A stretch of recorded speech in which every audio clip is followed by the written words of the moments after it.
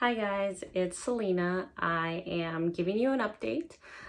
If you're new here, I am a gestational carrier, also known as a surrogate, and I recently had my first embryo transfer. It was on December 3rd, and I haven't given you an update in the last couple of weeks because there's been a lot going on. Just to give you a little bit of an update and be completely transparent, the first transfer was unsuccessful, unfortunately. I wanted to talk a little bit about the process after transfer and what I did in terms of home pregnancy tests and the blood tests, the beta tests.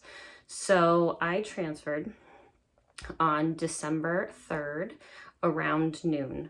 I'm on a lot of Facebook groups, and a lot of women will test home pregnancy tests and usually get a positive around, let's say, the 5-day mark. So I actually didn't want to take a test at first, but I was quite curious, and it feels like a really long wait. So on a little bit less than 6 days post-transfer, I took a test and it was negative. So that's not the end of the world. Sometimes there are late implanters. So I thought, okay, maybe I just have a late implanter. So at 8 days post-transfer, I went in for a beta test, and I hadn't done any more home pregnancy tests. When I went and did the blood test, they said it would take pretty much the whole day to get the results. So I was impatient, so I came home after the blood test and I took a pregnancy test, and I got a very, very faint, they call it a squinter. Like, you have to squint to see the little tiny line.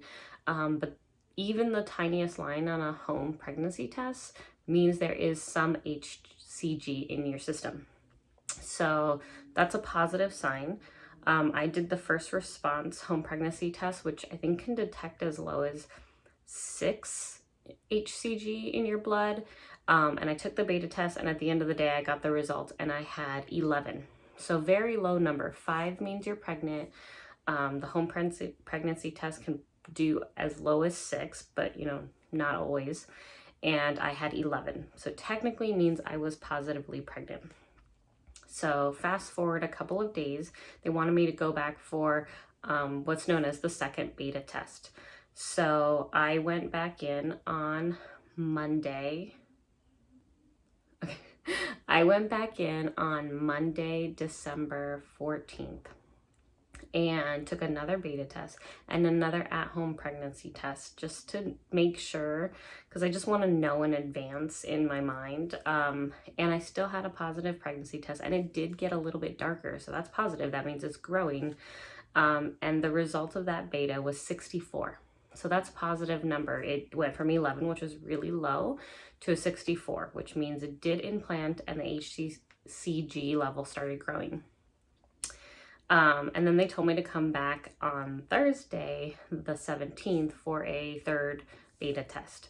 So I was taking home pregnancy tests throughout the week. I knew that the levels that I had were really low, so I was already really cautious.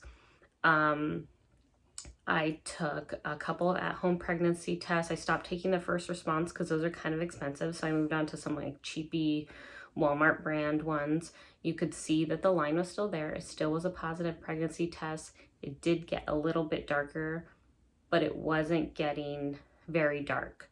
And I've seen other girls on Facebook groups that their lines get dark pretty quickly, and they get really dark. So I was a little bit hesitant. I was hopeful, but hesitant. And so on Thursday, I went in for my third beta test, and I got a call that said the levels didn't rise. The HCG levels are supposed to double every 2 to 3 days. So if I was at 64 on Monday, then by Thursday, I should be around 130 or even more. I've seen people jump from like 60 to 200. So it's possible to more than double. I was really just hoping for more than 130. I got a call that it only went up to 79. So definitely didn't double. It pretty much stopped rising. So that just means that the embryo did initially implant and start generating that hormone, but it just didn't grow. So that's considered a failed transfer, unfortunately. I was pretty bummed out, but at the end of the day, it's not 100% guaranteed that it'll work. And I've heard that a lot of women, when they do IVF, they usually are more successful on the second or third transfer. So I'm hoping that the second transfer is going to be successful.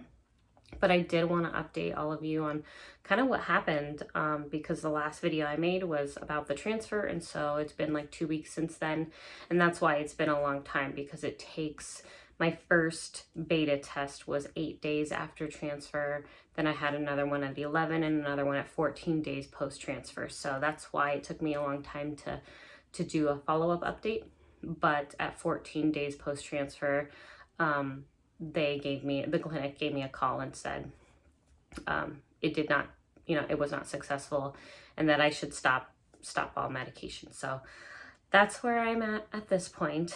I will probably do another video more about this type of result, which is called a chemical pregnancy, and I'll talk a little bit more in the next video about what a chemical pregnancy is and the steps after. I don't know quite yet. I started talking to my clinic, but this just happened, so I'll find out a little bit more about what the next steps are for the next transfer. But all I know right now is that I was told to stop taking the injections, and after the holidays we will do something else for the next transfer. So thank you for watching. If you are new here and you want to continue to follow my journey, please subscribe, and I will see you guys next time with an update. Thanks, guys. Bye.